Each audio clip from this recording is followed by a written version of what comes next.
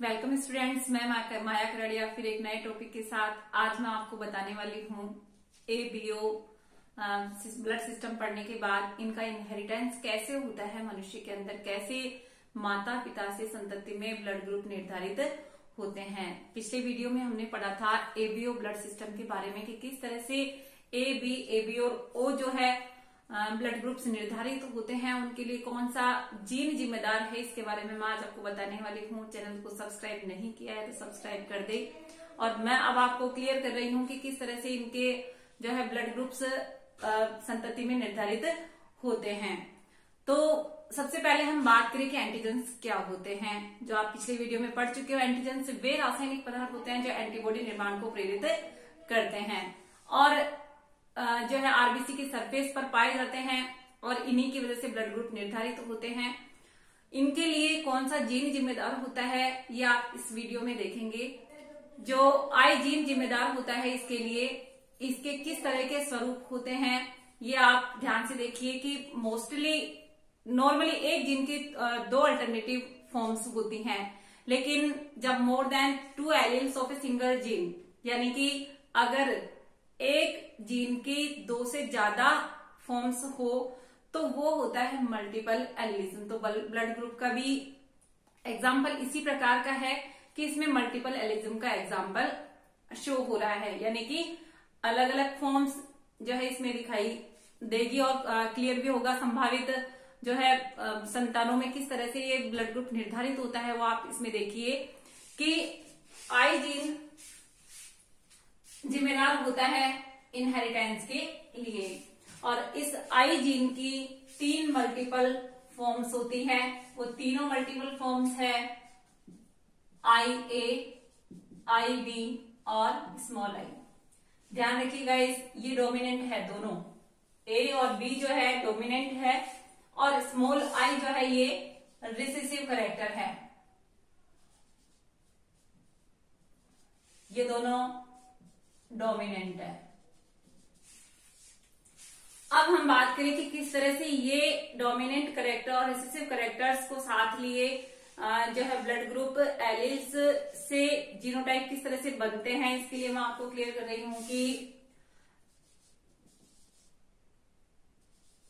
Alleles,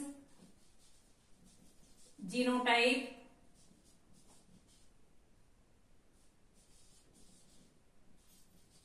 और phenotype.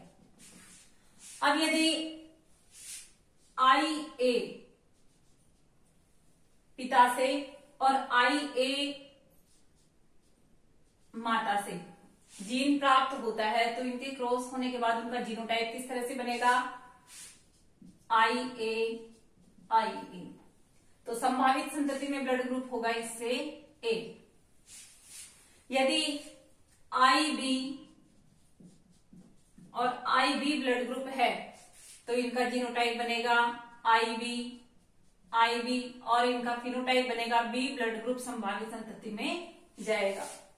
यदि I A और O blood group, small I को हम ओ भी कहते हैं, डोमिनेंट कैरेक्टर हमेशा एक्सप्रेस होता है और रिसेसिव कैरेक्टर छिपा हुआ होता है। तो ये जो स्मॉल आई है हम रिसेसिव कैरेक्टर के लिए यूज कर रहे हैं और ओ ब्लड ग्रुप के लिए बनने वाली जो संतति है आई ए और स्मॉल आई की, और संभावित ब्लड ग्रुप कौन सा होगा, A, because A is the dominant character.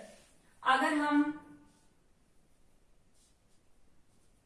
I be parents लेंगे और स्मॉल आई वाला पेरेंट्स लेंगे तो बनने वाला जो संभावित जीनोटाइप है ये होगा और संभावित ब्लड ग्रुप होगा बी। यदि हम ए और बी ब्लड ग्रुप लेते हैं तो संभावित ब्लड ग्रुप होगा इससे, जीनोटाइप बनेगा ए बी, आई बी और ए बी ब्लड ग्रुप इससे निर्धारित होगा। अगर हम स्मॉल आई लेते हैं तो बनने वाला इनका जीनोटाइप होगा स्मॉल आई और ओ ब्लड ग्रुप इससे निर्धारित होगा। इस तरह से 3 मल्टीपल एलील्स की वजह से 6 कॉम्बिनेशंस यहाँ पर शो हो रहे हैं। आरबी की सतह पर जो आरबीसी की सतह पर जो एंटीजेंस पाए जाते हैं उनके आधार पे ए बी और ओ ब्लड ग्रुप जो निर्धारित होते हैं, और उनमें से ए बी जो होता है वो यूनिवर्सल रेसिपिएंट होता है और ओ जो है यूनिवर्सल डोनर होता है। और इसी आधार पे इनके ये 6 कॉम्बिनेशंस बनते हैं और इस तरह से संतति में ये निर्धारित होते हैं। अब गाइस आपको आगे और क्लियर कर दूं मैं कि कैसे इनका क्रॉस होता है। जुड़े रहिए वीडियो के साथ, वीडियो आपको पूरा देखना है ताकि आपको क्लियर हो जाए कि किस तरह से क्वेश्चंस भी आते हैं बोर्ड में, तो आपको ये क्लियर होना चाहिए कि यदि हम एक एग्जांपल मैं ले रही हूं कि यदि फादर और मदर, संभावित केस किस तरह से होंगे, यदि इनका ब्लड ग्रुप है फादर का ए बी और मदर का है ओ ब्लड ग्रुप, जिसको हम स्मॉल आई से भी या ओ ब्लड ग्रुप यहाँ पे हम लिखें ओ ब्लड ग्रुप हो, तो इनके गैमेट्स बनाएंगे। सबसे पहले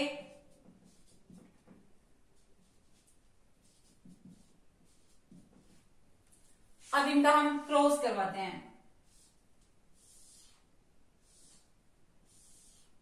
स्मॉल आई सॉरी ये आई ओ और आई ए, इसी तरह से आई ए और आई ओ। अब हम बी का भी इसी तरह से क्रॉस करवाएंगे।